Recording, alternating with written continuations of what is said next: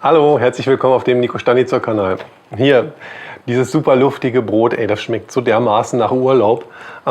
Es handelt sich dabei um ein spanisches Tapasbrot oder auch Pan de Cristal genannt, weil es halt so super luftig ist und super knusprig. Das hat hier eine Hydration von 81%, also das Brot besteht zu 81% nur aus Wasser. Und ja, das macht es besonders luftig, leicht und extrem knusprig. Der Teig ist ein bisschen schwierig zum Handhaben. Quatsch, das ist super einfach und das zeige ich dir jetzt sofort. Übrigens, das Brot schmeckt zum Frühstück, ja, mit Butter und Erdbeermarmelade. Absolut super lecker. Also ich fühle mich dabei wie im Urlaub. Legen wir los, machen wir so ein leckeres Urlaubsbrot. Fangen wir mit dem einfachsten Teil an, und zwar indem wir uns 500 Gramm Mehl mit 350 Gramm Wasser verrühren. Insgesamt kommen 400 Gramm kaltes Wasser in den Teig und 20 Gramm Olivenöl. Also wenn wir das jetzt hier erstmal verknetet haben, soweit das Wasser und Mehl gut verrührt sind miteinander, dann decken wir den Teig ab für 20 Minuten. Und in der Zwischenzeit können wir dann 5 Gramm Trockenhefe mit 25 Gramm Wasser verrühren und 9 Gramm Salz mit den restlichen 25 Gramm Wasser. Ja, nach den 20 Minuten geben wir dann das Hefewasser zum Teig und verrühren das verkneten das mit dem Handmixgerät für 4 Minuten.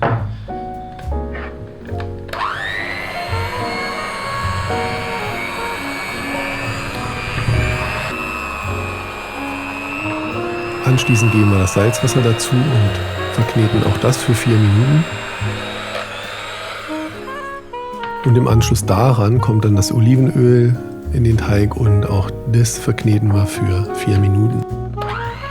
Lass dich hier nicht von der Konsistenz des Teiges irritieren, der ist ziemlich plürrig hier. Das liegt daran, dass ich anfänglich das falsche Mehl verwendet habe. Ich habe später nochmal neu angefangen und dann mit dem richtigen Mehl weitergemacht. Das spielt jetzt aber hierfür keine Rolle, weil das Prinzip ist das gleiche.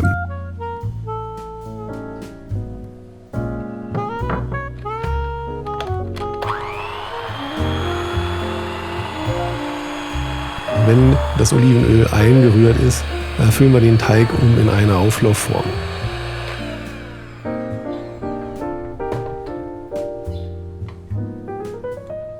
Die ölen wir uns richtig gut mit Olivenöl ein. Am besten du verwendest eine möglichst schwere Auflaufform aus Glas, denn wir müssen den Teig dehnen und falten als nächstes, um das Gluten zu entwickeln. Denn der Teig kommt nicht, beziehungsweise das Mehl kommt nicht mit Gluten daher, sondern mit Eiweiß. Und das Gluten müssen wir erst aus dem Eiweiß entwickeln. Und das dauert halt einfach seine Zeit. Und das ist so wie beim Sport. Wenn man seine Übungen macht, im Laufe der Zeit wird man immer stärker. Und wir dehnen und falten jetzt den Teig und machen ihn dadurch immer stärker. Und dafür ziehen wir den Teig an einem Ende hoch und klappen den über den Teig rüber. Das geht am Anfang noch ziemlich schwierig, wie man hier sehen kann. Der Teig klebt noch ordentlich. Und das machen wir also von allen 4 Seiten. Hochziehen und rüberklappen, am besten mit ordentlich Schwung, dass er dann gleich wieder am Teig festklebt. Dann kriegt man auch die Hände ab. Aber ich denke, man kann schon gut sehen, also wie über die Zeit jetzt schon, dass eine Stunde, also der Teig ist jetzt schon 1 Stunde gestanden und dabei hat sich jetzt schon Gluten entwickelt.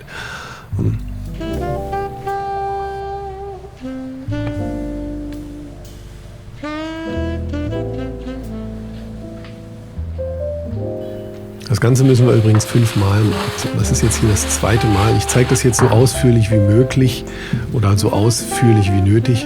Einfach damit du sehen kannst, wie sich dieser Teig entwickelt und im Laufe der Zeit wirklich immer fester wird und dementsprechend auch immer einfacher zu handhaben ist.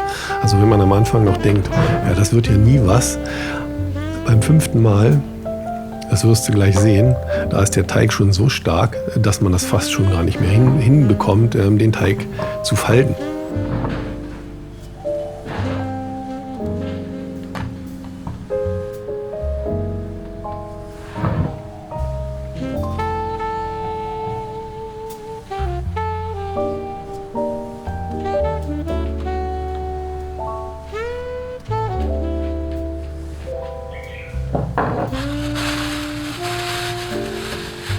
Das 3. Mal habe ich ausfallen lassen und das 4. Mal, das mache ich jetzt hier mal im Zeitraffer, weil das Ganze dann sonst doch zu lange dauert hier. Aber ich glaube, man kann jetzt hier schon ganz gut sehen, wie der Teig zusammenhält und gar nicht mehr so verläuft. Und das ist jetzt hier nach einer weiteren halben Stunde und der Teig hält jetzt schon wirklich relativ gut die Form. Jetzt öle ich mir die Finger nochmal ordentlich ein und das ist jetzt, wie gesagt, das 5. Mal, dass ich den Teig ziehe oder dehne und dann falte. Und ich glaube, man kann wirklich gut sehen, wie fest diese Struktur jetzt vom Gluten ist. Und wenn ich da jetzt noch mehr am Teig ziehen würde, könnte ich im Prinzip damit die Schüssel anheben. Nee, nicht die Schüssel, sondern die Auflaufform. Und die wiegt schon wirklich fast 2 Kilo. Und jetzt hier das 4. Mal kriege ich den Teig schon gar nicht mehr so gegriffen und hochgezogen, weil der Teig einfach so stark ist. Ja, und das ist jetzt auch ein gutes Zeichen, den Teig einzupacken und über Nacht für mindestens 12 Stunden bis 16 Stunden in den Kühlschrank zu stellen. Und das machen wir einfach, um noch mehr Geschmack zu entwickeln und das Gluten entwickelt sich dabei auch noch weiter. Die Hefe produziert weiterhin Kohlensäure und die Kohlensäure sammelt sich zwischen den Glutenschichten und macht den Teig einfach noch lockerer. Und wie man hier am nächsten Tag jetzt sehen kann, der ist schön aufgegangen. Machen wir uns ordentlich Mehl auf die Arbeitsfläche, dann nochmal ordentlich Mehl auf den Teig, stürzen den so behutsam wie möglich auf die Arbeitsfläche, auf die bemehlte. Und dann können wir uns ein Blech mit Backpapier belegen.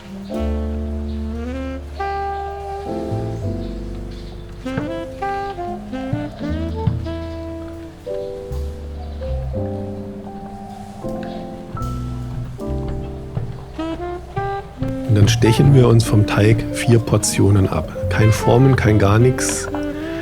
Wirklich so behutsam wie möglich, wie rohe Eier. Nur 4 Portionen möglichst gleich große abstechen. Ich habe hier einen schönen Fehler gemacht, einen schönen Fehler eingebaut und den Teig nicht nochmal meliert. Das mache ich jetzt, hole ich jetzt hier nach für die restlichen 3 Stücke. Dann klebt der nämlich auch nicht an dem Schlesinger fest. Und man kann den Teig wirklich gut schneiden.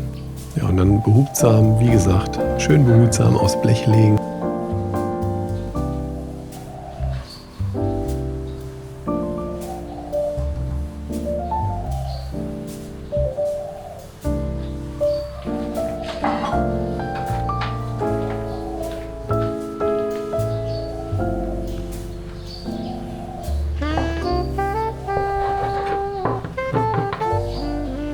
Das letzte Stück war ein bisschen groß, da musste ich jetzt noch ein bisschen hin und her schieben. Am besten ist, wenn man das vermeidet.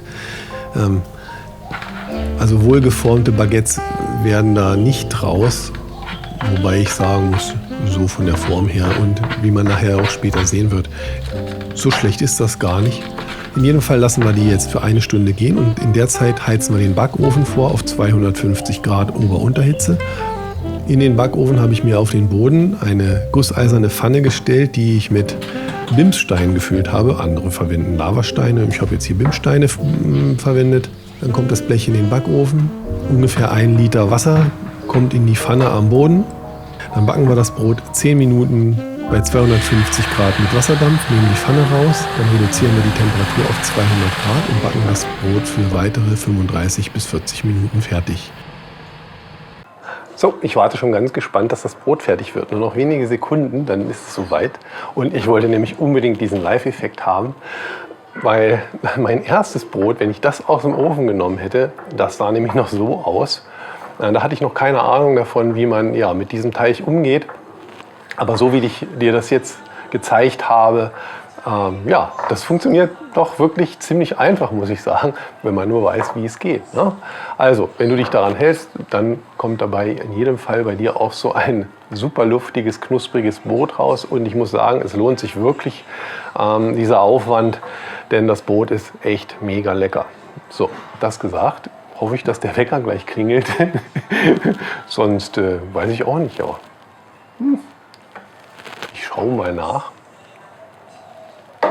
Noch 15 Sekunden.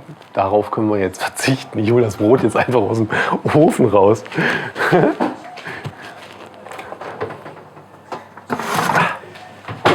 So, hier, da ist es. Ganz wichtig, immer gleich auf dem Gitter machen, ne? Damit das Brot nicht feucht wird von unten. Und ich könnte mich ja wieder hinsetzen. So, hier. So, jetzt aber. Also, normalerweise eine Stunde warten. Aber so lange kann ich jetzt nicht warten. Die sehen super aus. Ich muss die mal hier so ein bisschen aus dem Bild nehmen. Alles schön warm. So, nehmen wir gleich das Erdbeste hier. Oh, also, ich muss wirklich sagen, unbedingt ausprobieren. Das ist so luftig und leicht und so heiß. Aber wie gesagt, da werfen wir jetzt sofort einen Blick rein. Hört man, wie knusprig das ist? Ja. Oh, oh super, ey. Ich schneide mal ein Scheibchen ab. Also, falls ich es noch nicht erwähnt habe, die ganze Anleitung, das ganze Rezept gibt es nochmal zum Nachlesen auf meiner Homepage. Der Link dafür ist hier unterhalb vom Video in der Infobox. Genau. Und also es lohnt sich, unbedingt ausprobieren. Ich muss jetzt ganz dringend, mir läuft schon das Wasser im Mund zusammen wieder. Ich muss jetzt ganz dringend hier ein Brot essen. Das schmeckt übrigens nicht nur super mit Erdbeermarmelade, das schmeckt auch ziemlich gut mit einem Steak vom Grill. Ja, das gesagt. Also ich bedanke mich recht herzlich bei dir fürs Einschalten. Danke fürs Zuschauen. Wenn dir das Video gefallen hat, sei so lieb, lass mir einen Daumen nach oben da oder nach unten, wie du magst. Wenn du den Kanal Nico Staniszok noch nicht abonniert hast, sei so lieb, abonniere meinen Kanal Nico Staniszok. Das hilft mir wirklich sehr und das weiß ich wirklich sehr zu schätzen. Das gesagt, ich verabschiede mich für heute und bei Fragen einfach unten einen Kommentar da lassen. Ich beantworte alle Fragen. Ich sage jetzt einfach Tschüss, bis zum nächsten Mal. Tschüss. Brot backen gehen.